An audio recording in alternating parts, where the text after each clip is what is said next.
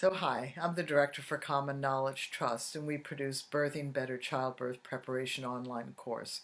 We talked a little bit in the last video about the hip lift, the way to create space side to side, the sacral maneuver, creating space in the pelvis front to back, and about the 4 ways humans breathe. And we looked at one of the breathing patterns in the nose and out the mouth.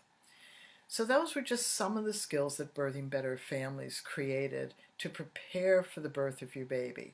You also wanted to learn how to relax and to recognize whether you had tension. That was really important.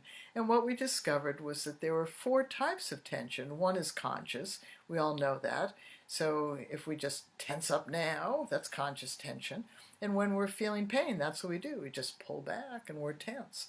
But there's also unconscious tension. For instance, if you see somebody with their head off to one side or their shoulders slightly raised, they don't even know they're doing that. That's unconscious tension.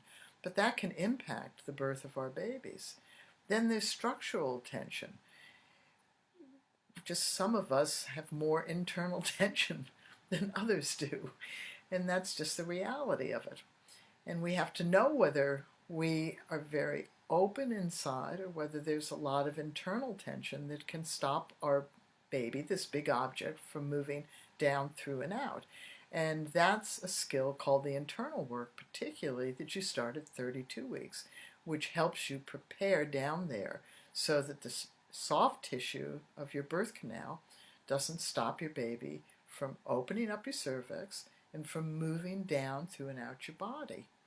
So that was important to know. We also had to learn how to use our breathing to create space inside our pelvis. We had to learn to breathe in and open up in our pelvis.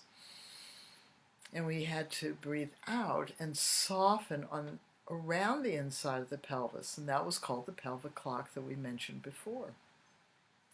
We also had to learn to respond to touch by softening. That's a little bit more complex. There are often men or others who during the birth reach out to touch us, and women just smack their hand away and say, "Don't touch me," because it's a distraction. But it's because that person doesn't know how to use touch effectively. So we have a skill called Deep Touch Relaxation. All of these skills can be done on each other. We're human beings, so you can do the deep touch relaxation on your partner if he's had a hard day, or you can do it on your baby if they've had a hard day.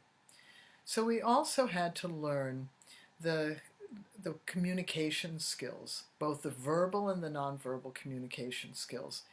If you're looking unstressed during the birth, your partner doesn't know what you're thinking, but you're looking unstressed.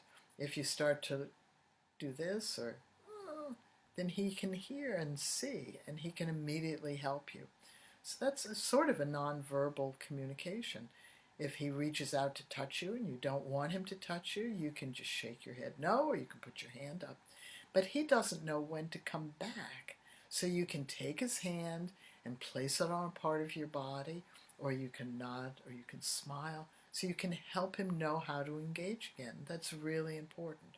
So the Birthing Better skills that were developed by hundreds of families for every type of birth are very broad, and they have great depth to them because you don't know what you're going to use. You may never do a hip lift in your birth, or it may be the only thing you do. You may find that subtle positional changes have a huge impact on your birth. Well, for other people, they could stand on their head and their baby still comes out. So we'll talk in another video a little bit more about more of the skills in Birthing Better. See you later. Bye-bye.